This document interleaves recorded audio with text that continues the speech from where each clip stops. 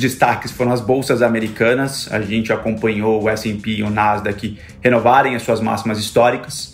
A gente já vem há algum tempo também acompanhando uma deterioração das expectativas de inflação olhando aqui à frente. Então, curva de juros nominal acabou abrindo, o real acabou depreciando. Bem-vindos e bem-vindas ao Mind Asset, o podcast da Itaú Asset. Eu sou a Clara, da equipe de comunicação, e hoje a gente está aqui em mais um episódio do nosso quadro Mercados e Fundos em Foco para comentar sobre os recentes movimentos dos mercados, além de trazer mais detalhes sobre a performance, o posicionamento e as perspectivas de um dos nossos fundos em destaque. E para isso, hoje eu conto com a presença do Thiago Morgado, que é Portfólio Specialist aqui na Itaú Asset. Então, Thiago, bem-vindo de novo ao Mind Asset. Oi, Clara, tudo bom? Já com saudade aqui de participar do quadro.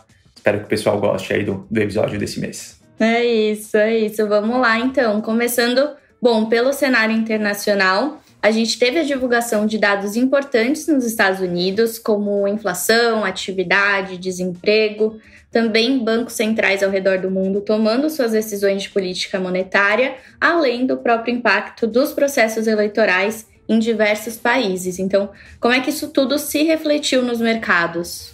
Realmente aí o mês de junho foi um mês bastante agitado, né?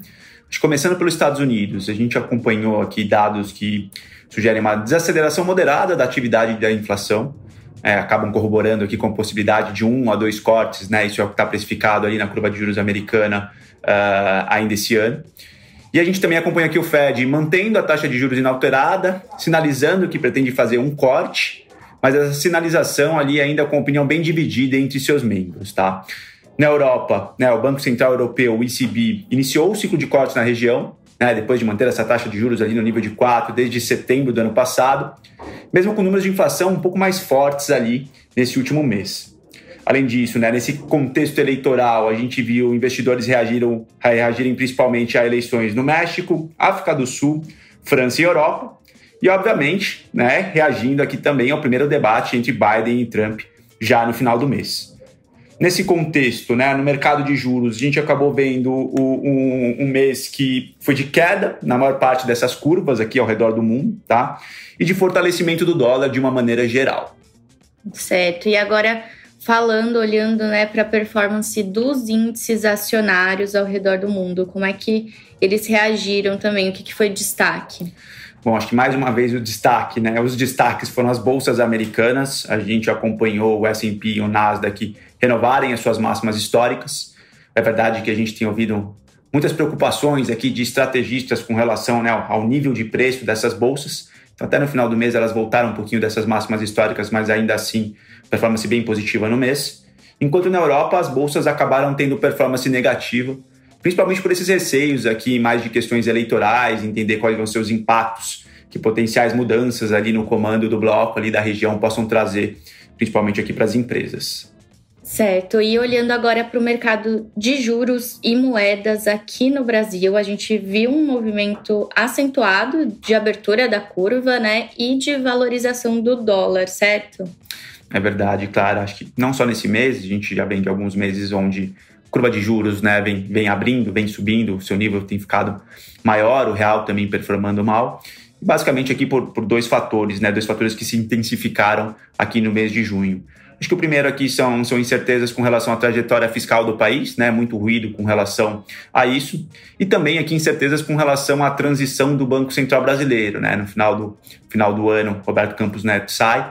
Então, muita incerteza com relação ao próximo presidente, como é que ele vai reagir. Então, toda essa incerteza refletiu aqui nos ativos locais. A gente já vem há algum tempo também acompanhando uma deterioração das expectativas de inflação olhando aqui à frente. Então, curva de juros nominal acabou abrindo, o real acabou depreciando, as inflações implícitas, que é a inflação que o mercado precifica à frente, também aumentaram bastante durante esse mês. Mas aqui acho que vale sempre também lembrar, o próprio real, eu comentei aqui com vocês, que foi um mês de dólar forte no mundo. Então, obviamente, o real também acaba sofrendo um pouco por esse contexto da moeda americana mais forte. Mas a região, a América Latina, acabou sofrendo bastante. As moedas aqui, tanto de Brasil, quanto de México e de Chile, até mesmo de Colômbia, tiveram performance ruim no mês, tá? Certo, e agora depois desse contexto aqui de mercado, partindo para a segunda parte da nossa conversa, o nosso fundo em destaque do mês é o Itaú Janeiro, né? Então ele foi destaque de performance no mês de junho, e aí a minha pergunta é como é que o Itaú Janeiro tem buscado operar para capturar essas oportunidades do mercado diante de todos esses últimos movimentos? Claro, né? Acho que o Janeiro conseguiu capturar bem, tanto no contexto internacional quanto no contexto local, né? Conseguiu surfar esses movimentos que a gente viu no mercado, e eu comentei aqui um pouquinho com vocês. No cenário internacional, os destaques aqui ficaram principalmente pelo que a gente chama aqui do book de juros de países desenvolvidos. Então, nesse movimento de queda das taxas de juros, especialmente na Europa, a gente conseguiu se beneficiar desse movimento, tá? E aí, ainda no contexto internacional, no book de juros de mercados emergentes, na curva de juros mexicana, a gente teve 2 movimentos bem fortes. A gente, logo depois da eleição, teve um movimento bem forte de abertura. Depois disso, acabou voltando. A mesa conseguiu aqui, né? O time de gestão do Janeiro conseguiu capturar muito bem. Então, a gente também conseguiu ganhar dinheiro com posições que se beneficiaram desse fechamento, sobretudo na parte final da curva de juros mexicana. Já no mercado local, o destaque foi também o book de juros, tá? E a gente conseguiu capturar esse aumento de prêmio de risco que eu comentei aqui com vocês, principalmente com posições compradas em taxa de juros nominais, de maneira bem tática aqui. Como eu comentei, a volatilidade foi bem grande, né? Os movimentos de mercado ao longo do mês foram bem grandes e o time conseguiu capturar muito bem esses movimentos. Certo, e aqui falando um pouco mais de perspectivas, quando a gente olha à frente para o portfólio, como é que a gestão tem se posicionado? Legal, claro. Acho que no mercado internacional, começando aqui, o time entende que nos Estados Unidos a gente vai continuar acompanhando essa moderada desaceleração econômica, ao mesmo tempo que receios com propostas de alguns candidatos aqui à presidência.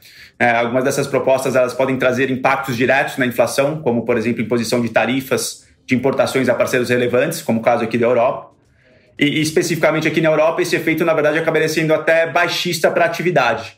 Então, hoje, a gente até prefere aqui posições que se beneficiam da queda na taxa de juros lá na Europa, tá? Ainda no contexto internacional, a gente segue com posição que se beneficia na queda da taxa de juros mexicana, mas a gente também adicionou posição vendida na moeda do país para se proteger de um eventual estresse que a continuidade desse processo eleitoral possa acabar trazendo, tá? Ainda nesse contexto de moeda, o fundo mantém posição líquida comprada no dólar, né? Uma visão mais construtiva aqui com a moeda americana, tendo como principais posições que eles estão vendidos aqui são nas moedas da China, Hong Kong e Suíça, e do outro lado, posições aqui compradas em moedas de países que apresentam altas taxas de juros, tá? No mercado brasileiro, acho que como eu comentei aqui, o time tem optado por manter essa atuação mais tática frente à grande volatilidade que a gente tem visto.